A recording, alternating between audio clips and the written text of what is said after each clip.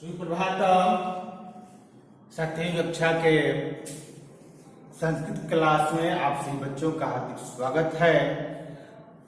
बच्चों, आइए आज हम लोग अपने इस सुबोध संस्कृत माला के तहत 7वें अध्याय में गीतामृतम का अध्ययन करते हैं। पहले हम जाने कि गीतामृतम, ठीक है, गीता धन अमृतम, गीता धन अमृतम संधि करेंगे तो बनेगा, ठीक है। यदि समासित शब्द में लिखे गीता एवं अमृतम, गीता ही अमृत है, यानी गीता अमृत की तरह है। कह सकते हैं गीता रूपी अमृत, ठीक है। तो गीता रूपी अमृत के बारे में आज हम लोग जानकारी हासिल करते हैं। तो बच्चों, आप लोग जानते हैं कि गीता का उपदेश भगवान कृष्ण ने कुरुक्षेत्र के मैदान में अपने प्रिय शिष्य और सखा अर्जुन को दिया था। जब अर्जुन दोनों तरफ की सेनाओं को देख करके मोहित हो गया था, उसे मोह हो गया था और कहने लगा था कि हे कृष्ण, हे गिरधर, ये जहां तक मेरी नजर जा रही है वहां तक तो मैं ये दिख रहा हूं कि सब तो सब अपने ही हैं, इसमें कोई पराया नहीं है। दादा, मामा, चाचा, पितामह, गुरु, चार्ज, भाई, बंधु, सब के सब तो अपने ही हैं। दोनों तरफ तो अपनी ही सेना है, तो हम किससे युद्ध करें, किससे लड़े, किस पर बाण चलाएं? क्या उस पितामह पर जिनकी गोद में मैंने, जिनकी दाढ़ी को मैंने नोचा, जिनकी गोद में मैंने खेला, जिनकी उंगलियों का सहारा पाकर चलना सीखा, जिन्होंने अपने अनुपम ज्ञान से मुझे प्रभावित किया, क्या मैं उन पर 10 बाण संधान करूं? या उस आचार्य पर जिन्होंने मुझे अपने अनुपम ज्ञान देकर के मैं प्रभावित किया, उसके ऊपर करूं? किसके ऊपर प्रहार करूं? नहीं देव, नहीं, मैं ऐसा नहीं कर सकता हूं। और कहते हुए वह निढाल सा, ऐसा लग रहा था कि उसके शरीर में कुछ है ही नहीं, बेजान की तरह वह रथ के पिछले हिस्से में बैठ गया। इस पर भगवान कृष्ण ने गीता के 3 अध्याय में जो उपदेश दिया है, उन्हें कुछ उपदेशों का यहाँ पर समावेश किया गया है आपके लिए, आपकी जानकारी के लिए, ठीक है। उसमें भगवान कृष्ण जो है बहुत कुछ समझाते हैं अर्जुन को। उसी की समझाने के क्रम में यह भी कहते हैं, क्या कहते हैं, आइए अपने किताब पर ध्यान दीजिएगा। असोचान अन्वशोचस्त्वम, असोचान अन्वशोचस्त्वम प्रज्ञावादांश भाससे गतासुनश्च नान सुचंती पंडिता। ध्यान दीजिएगा मेरे प्यारे बच्चों, क्या कह रहे हैं?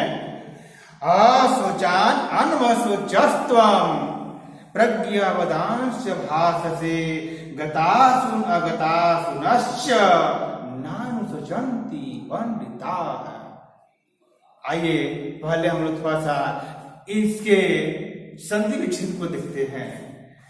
यहां पर दिया हुआ है पहले श्लोक के तहत असोचान, ठीक है,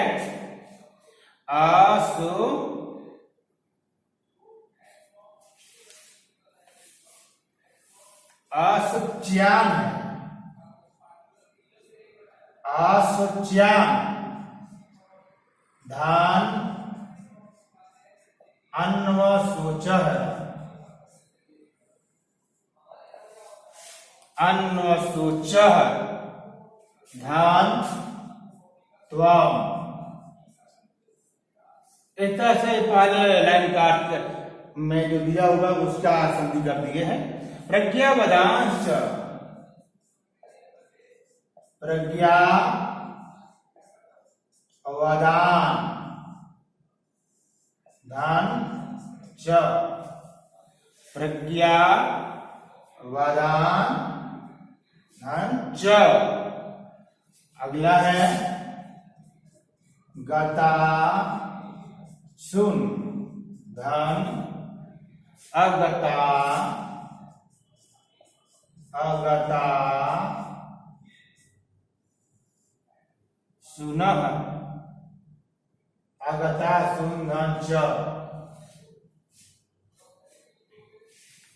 ये अगता सुन धन च। नाम सुचंती न धन अनुसुचंती, न धन अनुसुचंती। ठीक है, अब इसके अर्थ चलते हैं। असच्यान, असच्यान में होता है न सोचने लायक। ठीक है, शोक न करने योग्य। ठीक है, अनवशोच, अनवशोच का मतलब होता है शोक करता है। त्वं का मतलब होता है तुम। प्रज्ञावदान माने विद्वान लोग, ज्ञानी बुद्धिमतापूर्ण। वचन चल और गतासुन, गतासुन का मतलब होता है कि मर गए हुए, मरे हुए को। अगतासुन जिनके प्राण भी नहीं गए हैं उन लोगों को, अर्थात जो जीवित लोग हैं उन लोगों को। न नहीं अनुसुचंती माने सुख करते। आइए इसका अर्थ क्या हो जाएगा अब यहां पर जानिए।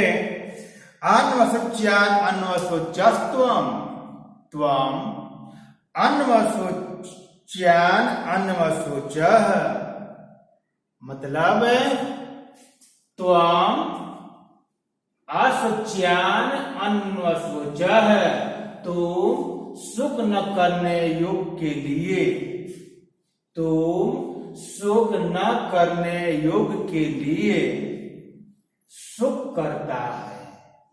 ठीक है, तुम सुख न करने योग के लिए सुख करता है।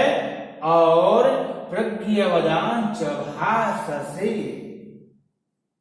ठीक है, प्रज्ञावदान मैंने विद्वानों की सी बुद्धिमतापूर्ण वचन, भाषा से यानी बोलते हो। ठीक है, एक पुनः इस लाइन का अर्थ दीजिएगा। तुम न सोचने योग के लिए सोच करता है, न सोचने योग्य या सुख न करने योग के लिए तू सुख करता है।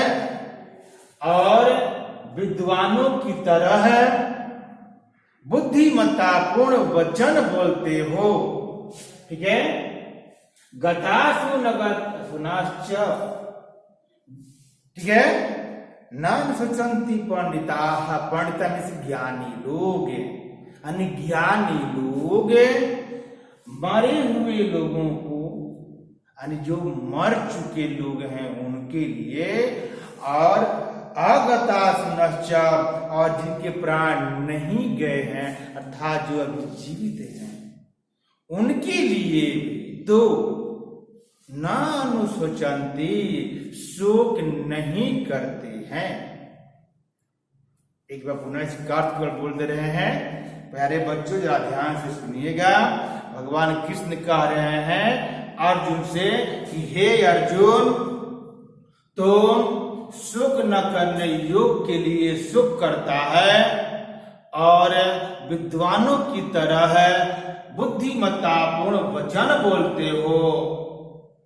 ठीक है, ज्ञानी लोग तो, बुद्धिमान लोग, ज्ञानी लोग, तत्ववेता लोग तो मरे हुए लोगों को और जो जीवित हैं अर्थात जिनके प्राण भी नहीं गए हैं उनके लिए भी तो सुख नहीं करते हैं। तो फिर तुम यहाँ सुख क्यों कर रहे हो? ते क्या तेरा यही धर्म है सुख करना? अर्थात यहाँ तुम्हारा धर्म सुख करना नहीं है। अब दूसरे श्लोक में क्या कहते हैं देखिएगा। दूसरे श्लोक पर हम लोग चल रहे हैं। देहिनो अस्मिन् था देहे कौमारम यौनम जरा तथा देहांतर प्राप्ति धीर तत्र न मोहयति। देहिनो अस्मिन्, देहिनो दूसरे श्लोक में चल रहे हैं हम लोग। इसमें हो जाएगा देहिनः धन अस्मिन्, देहिनः धन अस्मिन्, देहिनो अस्मिन् यथा मिस जैसे, देह मिस शरीर में, कौमारम माने बालकपन बचपन, ठीक है, कुमार अवस्था, यौवनम मिस जवानी, जरा मिस बुढ़ापा, ठीक है, तथा मिस वैसे ही देहांतर प्राप्ति, अन्य देहों की प्राप्ति के पश्चात यानी दूसरे देहों के प्राप्त होने के बाद धीरज तत्र, यहां पर है धीरधान तत्र, धीरज तत्र न मोहयति, मोहित होता है। दूसरे श्लोक में दिया हुआ है कि कह रहे हैं भगवान कृष्ण ही कह रहे हैं अर्जुन से, हे अर्जुन अस्मिन् देहे, इस देह में, अस्मिन् देहे यानी इस देह में, यथा देहिनः जैसे, देहिन माने जीवधारियों को, जीवन धारण करने वालों का क्या होता है?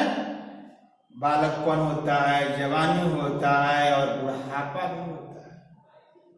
यानी कि जो ये शरीरधारी है, देह को धारण करने वाली जो देहिना है, देहीन लोग का है ना, शरीर धारण करने वाले लोगों का इस देह में जैसे बचपन, जवानी और बुढ़ापा ये तीन चीजें आया करते हैं, है ना, उसी तरह से तथा उसी तरह से देहांतर प्राप्ति, अन्य देहों के प्राप्त हो जाने पर भी, दूसरे शरीर को भी प्राप्त हो जाने पर भी, बहुत तरह के काया हैं, कोई कुत्ता बनता है, कोई बिल्ली बनता है, कोई सियार बनता है, कोई बाघ बनता है, कोई हाथी बनता है, कोई मछली बनता है, कोई सांप बनता है, कोई भयंकर जीव बन जाता है। इस तरह के अनेक तरह के शरीर हैं, तो इन शरीरों को भी पाकर के धैर्यवान ज्ञानी पुरुष लोग भी मोहित नहीं होते हैं, सुखग्रस्त नहीं होते हैं। तो फिर तुम सुख क्यों कर रहे हो? यहाँ भगवान कृष्ण अर्जुन को समझा रहे हैं। एक बार पुनः इस श्लोक का अर्थ दे रहे हैं कि जीवधारियों के इस शरीर में जैसे बचपन, जवानी और बुढ़ापा आया करता है, उसी तरह से हे अर्जुन इस शरीर के अन्य रूपों में परिवर्तित हो जाने के पश्चात भी, अन्य शरीरों को प्राप्त करने के बावजूद भी धैर्यवान ज्ञानी पुरुष लोग कभी मोहित नहीं होते हैं। तो मेरे प्यारे बच्चों, मुझे अपना विश्वास है कि आप इन दोनों श्लोकों का अर्थ अच्छे से समझ चुके होंगे। अब आप इसे लिख भी लिए होंगे या लिख लीजिएगा और याद कीजिएगा। आज के लिए इतना ही, धन्यवाद।